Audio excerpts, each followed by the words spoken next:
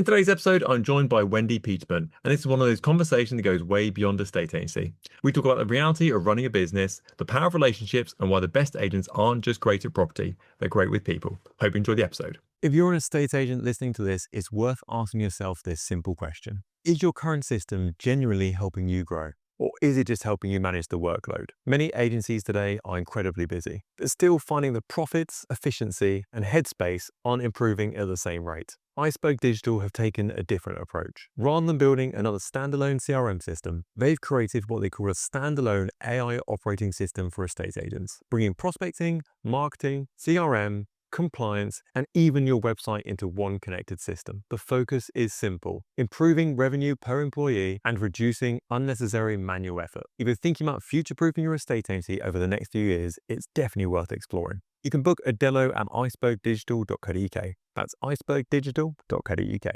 Wendy, welcome to the podcast. Long overdue. As I told you before we pressed record here, you've been on my hit list for the podcast for ages, so I'm really pleased to have you on. Oh, well, I'm really honoured to be on, so thank you. Oh, thank you very much. So, let's do a bit of background on yourself first of all, because lots of people have seen you on social media, but obviously let's go kind of get under the sort of the behind the social media and see what's going on with yourself. So, how did you first get into estate agency? You were in advertising before the estate agency world. Yeah, I was. I spent kind of about the first, I don't know, 20 years of my life in advertising, which I fell into at the beginning. Anyway, that's a long time ago, so we won't go into that. But yeah, I worked in advertising. I had the amazing experience of working at Saatchi and Saatchi in the 80s and 90s when advertising was like the place to be. And it was a really fun but very hard working environment. But it really was kind of work hard, play hard. So long hours. I was the creative service. I ended up being the creative services director of Saatchi's, which was quite a massive job at the time for a woman. So that was really good. It was a very male dominated place. And I left there and went to work somewhere else and actually fell ill. And I almost died. That sounds dramatic, but it's actually true. And couldn't work for a few months and just couldn't go back to that kind of lifestyle. And my dad had said to me loads of times, come into the business. And I just thought, you know what? I'm in charge of my own destiny if I go into the business. The department that I ran in advertising was creative services department, which is all time and money. So I'm managing expectations. So I kind of walked into Petermans on the first day, didn't have a clue what I was doing at all, but quickly found out that managing people's expectations, time and money was pretty much the same. So I had the experience. I just had to learn, all the other bits and pieces. And I suppose probably being in the advertising world, you learn a lot about obviously things like communication, creativity, like understanding people as well. And I guess that's all skills you can kind of just transfer straight across into the estate agency world. Yeah. It wasn't a hard job. I mean, I didn't find it a hard kind of transition. I had to just hire people who knew more than me because I literally had no idea what I was doing. But I was lucky. I found a fantastic property manager who is still with us. So she's been a great accountant who's still with us.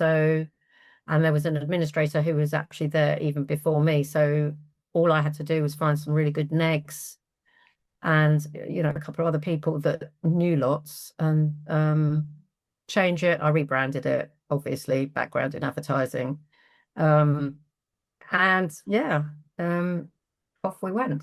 And do you think that estate agents underestimate how much of their job is actually around sort of communication, advertising, dealing with people? Because I think lots of people think to themselves, oh, I'm good at evaluation, I'm good at viewings, I'm good at offer negotiation, I'm good at getting feedback, therefore I'll be an amazing estate agent sort of thing. But actually, when it comes to running an estate agency business, that's like 20% of the deal sort of thing. If you look at most estate agencies sort of to-do list, it's like nothing to do with property in any way, shape or form. So do you think that agents underestimate how much sort of that importance is sort of outside of being an agent, in inverted commas? But definitely. I think, I mean, as a business owner, the amount of estate agency, in inverted commas, that you actually kind of do is, as you say, not that much. I mean, and my thing is, I am a communicator. I like doing everything. I like talking. I don't like emailing people. I like to make sure that I've kind of maintained relationships with people. And I think, one, agents don't realize how much time that takes. And two, it's really easy to ping off an email. You know, it's a quick way of saying, yeah, I've kept in touch with everyone. I've emailed them. It's like, well, that isn't keeping in touch. That's just giving them a quick, you know, I've thought about you for a minute. And sadly, in the way that estate agency has gone, certainly on the lettings side now, everything has to be on an email, you know, compliance, paper trail. And it's almost encouraging people to lose that human touch and keep those relationships by conversation. And I think that's really, really important. Yeah. You know, all our clients need to feel loved, because, you know, that's what it's all about at the end of the day. It's about relationships. It's funny, isn't it? It's almost ticking a box exercise sometimes. You mentioned obviously kind of like the quick WhatsApp as opposed to a phone call, for example. Yeah, Hypothetically, you could turn around to your manager, for example, and go, oh yeah, I did my, seller care. I spoke to all my people on the market with ourselves. I've done that sort of thing. But actually, you haven't yeah, really done it. You've just kind of, sent off about 10 text messages. None of them have really read them or replied back to them at all. exactly. Whereas Yeah, you're actually picking up the phone. I have properties that I've got rented out, and I would love my lettings agent to call me about anything that wasn't bad news. If they just phoned me and said, "Hey, Mr. Webb, paper okay?" Like, just let you know everything's fine. No dramas. Like the yeah, board hasn't fallen off the wall. Like the rent's been paid. Like I drove past last week. There's no problems at all. I would love that. But yeah. instead, every time my phone rings, I'm like, "Oh, what is this?" And it's really funny because I actually had that conversation on Monday with my lettings manager and just said, I want an hour a day of you phoning. Do you have to phone all of them every time? Like just once a month, take a chunk, and then you'll be doing it every month and phone them when you've got nothing to say. Exactly that. Because then they know they're being thought about. Then they know that they're valued. And, you know, we're commanding a fee, and they need to feel like they don't mind paying it and that we're worth it. And I absolutely agree with you. It's really weird. Literally, that was Monday. So. Yeah, when your clients are rolling their eyes when your phone rings, they're like you're doing something wrong, like that clearly just delivering bad news at any Yeah. time, sort of thing. So I know one of the big sort of ethoses you kind of built up Petermans on is kind of trust, integrity, care. Sort of how do you keep those values alive today? Obviously, as the business grows and expands, and you have more staff and you have more team members, etc. How do you kind of make sure that everyone is sort of on that same hymn sheet and all your clients sort of experience that sort of Petermans experience, so to speak?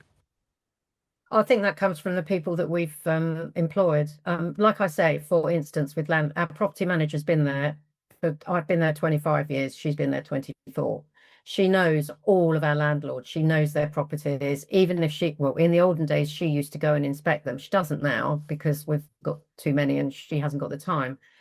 But she will still phone landlords. And I think we are still a small team, and we all feel like family ourselves. So even, the Petermans employees are a bit like their family too. And what we give out and the way we deal with our clients, we try and bring everyone into the family.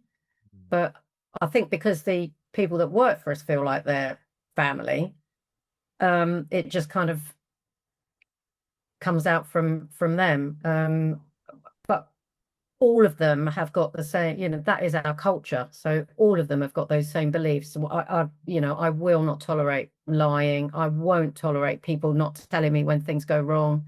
Try and hide it. I mean, I'm not saying it doesn't happen. Of course it does. If something's gone wrong, they'll sometimes try and sort it out themselves before they say to me, "Oh, this has happened." But I get really cross when that's happening. So and I think, if you have made a mistake, you have to fess up. You have to admit that you've made a mistake and then try and sort it out. But I think that always kind of comes from, I won't say it comes from the top, but definitely comes from the colleagues you work with. Because I think if there's a culture of I made a mistake. Didn't mean to do it. Like no one wants to make a mistake at work. No one wants to lose a set of keys, and no one wants to overcharge someone or undercharge them. They want to Yeah. just do the job correctly. So if there's a culture of sort of the managers or leaders, whatever the term is here, to hold their hands up and go, I got it wrong, terribly wrong, but I'll make it better again, sort of thing. At least we kind of know we're on the Yeah. same page. That Yeah. kind of filters down to teams. It's not always like, oh my God, I can't make a mistake. And if I do make a mistake, oh my God, panic. I need to get this I sorted as get soon as far. possible. Yeah, No one knows. exactly.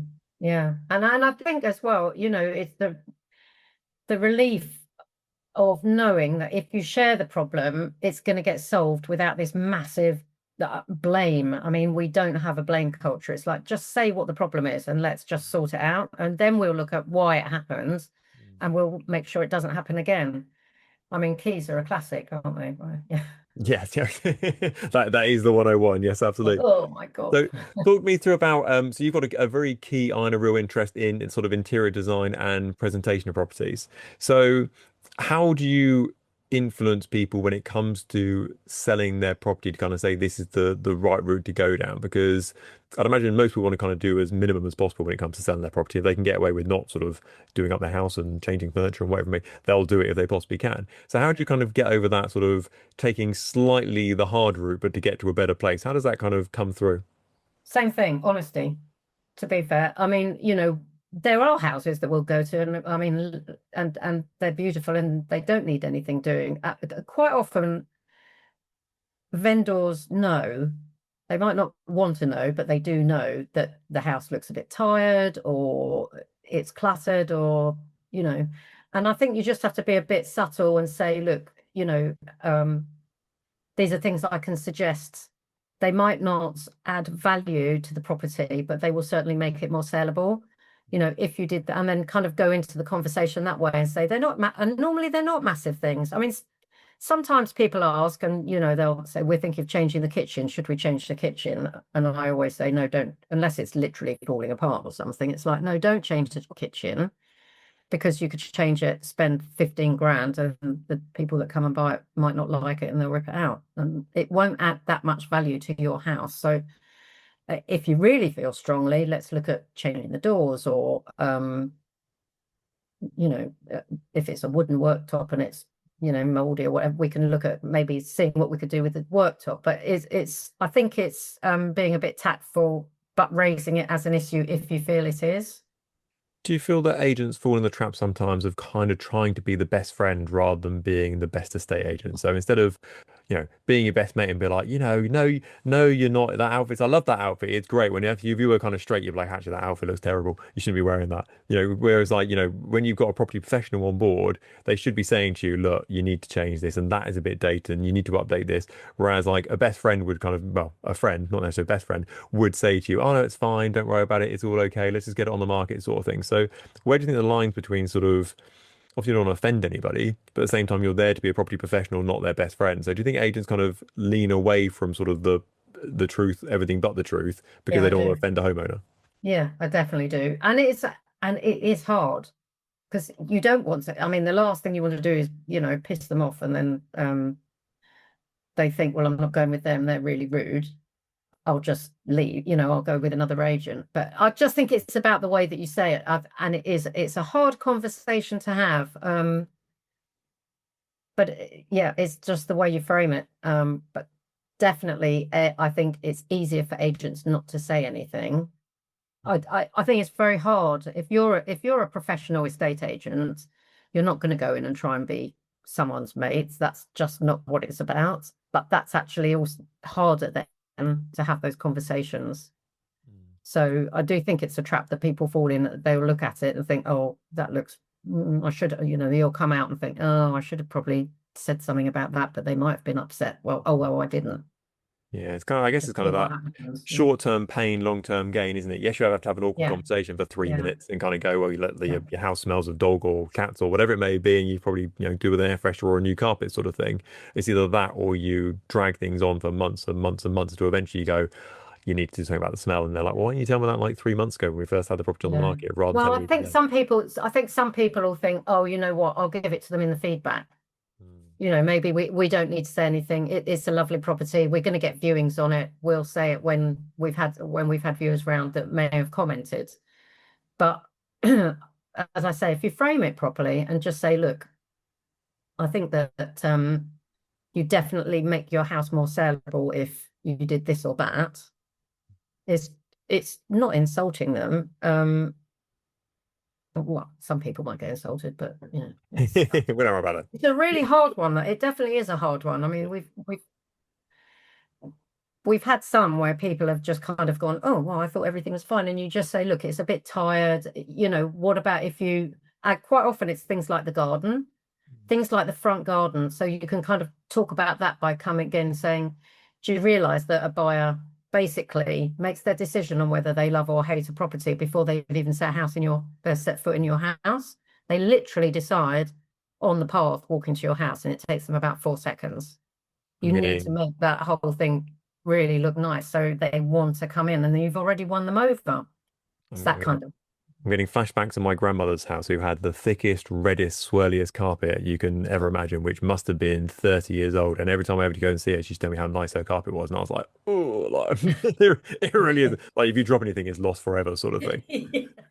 So, talk me through. So you're involved in, if I've got my research correct here, lettings, property management, commercial, land, and sales as well. So you've got, Yes. fingers in many pies, to say the least. Do you think agents benefit from having a wider range of sort of understanding of the property journey by having those sort of many things in pies? Or do you think that maybe their clients are missing out because they go, I'm just sales, for example, or I'm just lettings. If anyone asks them like a lettings question, they know the answer, or they don't know the answer, or a land question, they don't. Do you think there's a clear client benefit to having that sort of holistic approach to property? Yeah, well, as a business owner, I definitely do, because I mean, invariably with sales and lettings, if one's bad, one's good. We normally see quite a good balance. So that way, at least if you know a bit about both and you've got both in your business, something's going well when something's going badly, if you know what I mean. I think as well, you just don't know what the questions are going to be. So all of the guys in the office, the negs, know sales, know lettings, and know something about commercial. Howard Peterman, my business partner, not husband, first cousin, he's done commercial all his life. So we in our office, we don't know the ins and outs of commercial, but we've got somewhere to go to someone who knows everything that you could. I mean, he's our kind of go-to person for that. And if someone does ask a question, we'll either refer them to him or we'll ask him and then we go back. But I think it makes, even if you only do sales or lettings, you never know where the paths are going to cross. And, you might be on a sales valuation and someone will say to you, do you know, if we don't sell it after 3 months, we might be thinking about letting it. What do you think the value what would we get if we rented it? And to feel confident enough to know the answer to that question, I think is really good. And I do think it benefits the company because they think they're really good. They know about everything. So I think just specializing in one thing as an agent, and I personally think as a business, it's just like putting all your eggs in one basket. I agree. And obviously, the market isn't fantastic at the moment with regard to the sales market, but lettings market seems to be doing okay. And there's always, as you correctly said, whenever the sales market goes downhill and gets a bit quieter, as if by magic, the lettings market, claws to the rescue sort of thing going forward. Yeah. I think from a business point of view, like, yeah, 100% makes sense. And I think that, that there should be a quite a good overview. I mean, not as you said just now, no one is looking for you to be like the absolute like commercial expert, for example, or the lettings expert or the sales expert, but you should at least be able to kind of like hold your own against a member of the public Yeah. sort of thing about Yeah. what's kind of going on in the marketplace at the moment. You should have a good idea. So that's kind of segue me beautifully with regard to sort of updating markets, because obviously Petermans is seen as a really good brand and obviously sort of an educational company is what I would say. So kind of you guys provide information to the local area with regard to the market or kind of what's going on. Is that the quickest way to kind of be seen as an authority to think in property within your patch? Yeah, I do. I think it's really important that you are seen, certainly as an independent business. I think it's really important that you're seen as the person that knows their area and knows everything about the area. I love Herne Hill. So actually for me and although I didn't actually physically grow up in Herne Hill, my dad and uncle set the business up in the 60s, 1962 or something. And my grandparents lived over the road, and I spent a lot of my childhood in Herne Hill. So it's kind of I know it because it's in me, it's part of me. But I think just trying to get your name out there as someone that knows the area and cares about the area as well as working in the area is really important. And I think it's the thing that kind of puts you ahead of other people that don't think about that. You know, you want to be the one that if someone says, oh, you know, I wonder if I can't think of anything off the top of my head. Oh, I know, I'll ring Wendy. I'll ring Wendy at Petermans.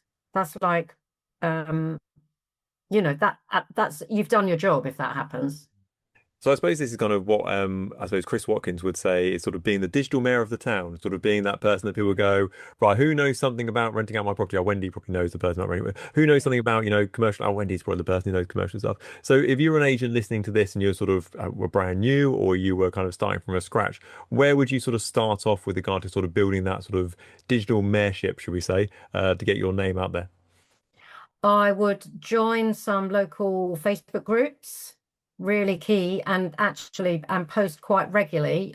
I mean, you can go on to Google and find out things that are happening in the area and put that in the group and say, does it, be friendly and but professional, and just let people know what's going on in the area. I would write a weekly blog and I would post that. I mean, these are the things that Chris Watkins said. So to be Oh, fair, yeah. for a new agent, I'm not plugging, well, I am plugging Chris Watkins because he's brilliant, but ask him, or see if you can join his Facebook page because he's got a great Facebook page which gives loads and loads of information. And if you struggle to write the blog yourself, there are, one or two people out there that can write the blog for you because you must be consistent. So you just have to keep putting things out there. But as well as a blog, I think video content is really, really important. So it's Instagram, Facebook, TikTok, if you want to. I haven't even got a clue how to use TikTok. I've never even been on it, but I'm old. But all of the socials, but network as well. So go to the local wine bar after work with the guys, have a drink, post it, say you're there. If you go out for a bite of lunch or a coffee, same thing, post it, say you're there. So people actually see you as being visible in the area in real life, not just on the computer. Yeah, it's funny there. Not once did you say list every property you got for sale or sold or recently completed or let agreed sort of thing, which is kind of, I think a lot of agents can fall in the trap of being like, I've listed a house, I've sold a house, I've completed a house, I've got a new rent place up for rent, I've just let the property out sort of thing. And it's kind of that, I've done my job, if that makes sense, right? Yeah, Which I think, yeah, is great for you as an agent, from an agent's point of view, like I get what I'm getting out of it. I'm showing people that I'm great at my job. But from a yeah. public's point of view, which is kind of who you're trying to please here, they don't really They care don't you've sold care. a house particularly. They don't really care you've Yeah, listed a house either, sort of thing. But if you're putting stuff out there that they can engage with, that they are interested in, they actually want to kind of read about and listen about, which may well be the local area, then actually your conversion will go through the roof off the back of that. yeah. I think as well, it's really important to write about yourself. Mm. And I know I've been, I've done, I'm kind of another stage of what I'm doing in my life, and I am sharing it quite openly. Um, and I think that people really react to things like that. The fact that I've done a book reading at St. Saviour's School, well, great for me because I can tell everyone I've read a book, I've written a book and I've done a book reading. But great for St. Saviour's School is still building that kind of local Mm. relationship, and it shows that we do book sponsorship. All of those things show that you care about your area. We feel very strongly, really strongly. We've been there for 60 years or whatever it is. We want to give back. We are part of the community, and I think it's all of this. Be there, be present. Don't just. It's definitely video, but network and do what you can within the area that helps the area, but that obviously helps you as well. Yeah, I think there's kind of I'm not quite sure what the line is to be honest with you, but there's definitely there's a different feel from companies that help the local area because they want to help the local area because they've grown up there, for example. The company's been there for the last 40 years, 50 years, 60 years, and they kind of really signed up with the area. Whereas if you're doing things just because it's a shameless, me standing next to a 6 foot plastic check sort of thing, I can get that on the front of the paper sort of thing. There's always a very different feel between sort of Yeah. doing it because you kind of are part of the community and doing it because you want to get like the likes, for example. Yeah, yeah, that's true. But I think people would see through that quite quickly. Yeah, And I the think fact is that if you're that kind of person, you probably wouldn't do it in the first, it's not something that would feel natural to you. I think the people that do well are the people that want to be doing that. yeah, completely agree. So talk me about Agents Together, because you are an ambassador, I think, from memory for Yeah, Agents Together. yeah, So yeah, what made you want to support other people in the estate agency world? Because it sounds like you've got many plates spinning yourself. So having your own business seems like yeah. one big plate, to say the least. So what made you want to sort of support and help other people? Because they supported me and they helped me at a time when when I was very down, I was struggling with my mental health. And actually, I did speak to Chris Watkins, funnily enough, and he put me in touch with somebody. And I was given a wonderful mentor, and he was just amazing. And basically, they said you can be a mentor and a mentee at the same time. Why don't you do both? So I did.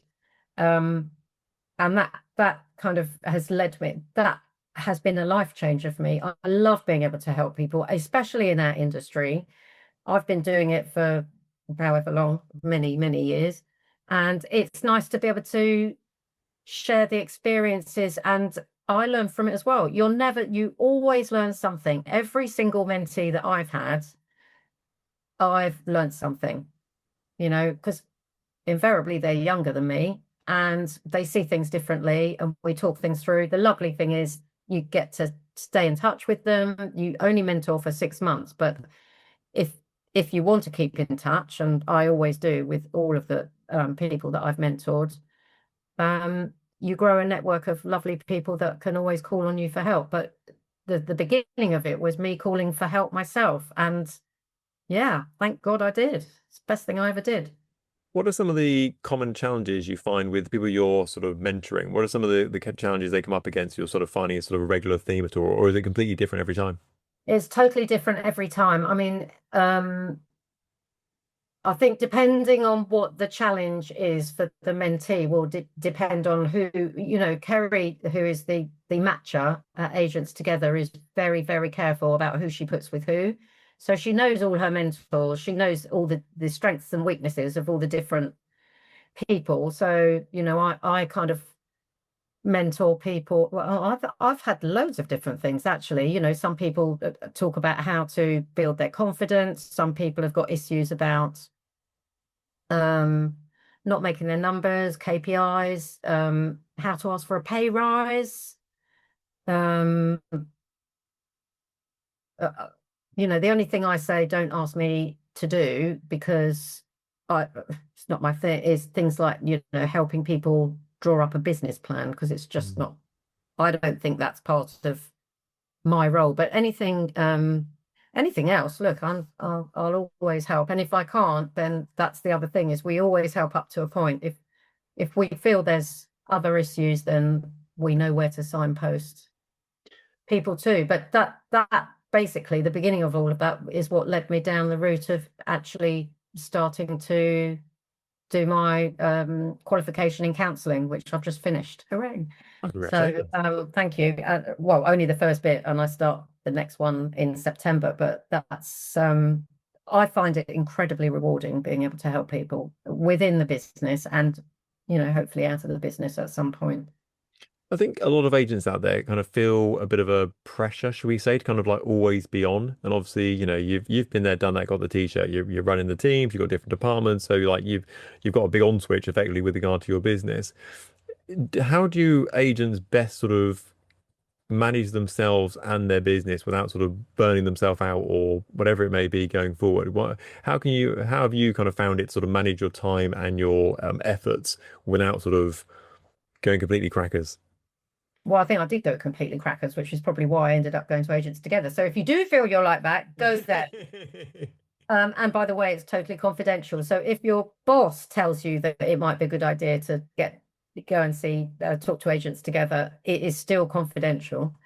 I think what I learned because I was just juggling the balls and running around like a headless chicken, especially after COVID, um, is no matter what, there has to be a point, even if you can't do it every day, that you take time out for yourself. It might be go for a walk for 20 minutes. Don't sit at your desk and eat lunch. At some point, you have to make time for yourself, even if by doing that you're still thinking about things. You have to take yourself out of the situation and just do something else. It's really, really difficult because, or I found it really difficult, was like, oh, I know, oh, I'm going to go for a walk at lunchtime today. I'm not going to sit at my desk and eat my lunch. And then lunch comes, you eat, and you just think, oh, I'll do it later, I'll do it later. And then the day's gone and you haven't done it. But somehow or another, even if it's going to the gym or read a book or that's not work related, or just go and sit in the garden, or it is so important for your kind of for your mental health. It really is. And I think that is the way that you kind of stop that burnout. I can definitely attest to that because we have a regular, all our coaches, we catch up once a month, and basically it's a half piss taking, half goal setting sort of session for everyone. It's a proper good laugh. And everyone asked me what my goal was for the month just gone, and I was like, actually to take a lunch break every day. Like my goal is to actually just kind of like leave my desk for 20 minutes, 15 minutes. It's Yeah. not like I'm having like a lunch hour sort of thing, like go 10 minutes away from my desk, 15 minutes from my desk to kind of like sit downstairs, have some lunch, just like have a bit of peace and quiet for like 5, 10 minutes and go right back to work. Because I'm one of these people that, put me in a chair, I'll just work. I'll just work. My phone will ring to and they'll be like, oh my God, it's 6 o'clock at night. I need to go to the gym or do something outside of work Yeah. sort of thing. Yeah. So for me, even over the last 2, 3 weeks or so of having that like 20 minutes just to like, kind of like sit downstairs away from my desk, just to actually eat some food and be like, actually, it's kind of like chill time sort of thing. I like Yeah. so much better off the back of it. It's really important. And if you can get outside to do it, even better, especially now the summer's coming, but it is so important. It really is. I mean, I'm really lucky today I'm working from home and I feel totally different because I'm in my office looking out on my garden, and it's a totally different, it gives you a different perspective on everything. Do you think agents in general talk enough about the emotional side of the job? Because obviously it's a stressful job. You've got stressful clients, you've got change, you've got fall throughs, pressure, rejection, responsibility, all under sort of one agent's hat. Do you think agents are open enough about the sort of personal side of it, I suppose? No, I don't. Well, I don't think they have to be open about the personal side if they don't want to, but I Mm. think that they should at least tell their colleagues if they're struggling, or if they're not in a good place. Or the thing about agents is that they are supposed to be seen as confident extroverts, that I can do anything. And they're just normal people, like, and they're normal people, and they should just at least share somewhere how they're feeling. I mean, men in particular are really rubbish at talking about their emotions, hence Ben Madden's boys club. um I I like to I think the guys the men in my office certainly know that if they've got a problem, they can come to me and I will listen and see if I can help them confidentially. And I think it's really important that I check in with them all the time. And I think if you do that in a kind of empathetic way as a boss, whether you're a manager or an owner or whatever, and just check in and say, it's the same, are you okay? How's things? And actually listen to the way they say it. And then if you think they're not okay, ask again. It's really important that, because some people have no one to talk to, and if they're bottling it all up, and it's they feel like shit, really. They need to tell someone. If they don't feel good, they need to share it so someone can at least make them feel better. I couldn't agree more. You can always tell. I always tell when I speak to people, I say, "Hi, how are you doing?"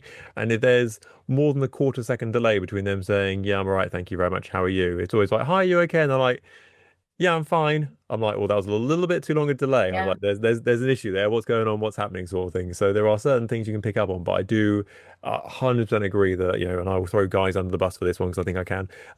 We're the worst for it every day of the week. So Yeah. shameless plug for the boys club. Right. So you've been very valuable with your time, Wendy. So I'm going to ask you one last question, if that's okay. So you've been running Peterman since 2024, so just over 20 years.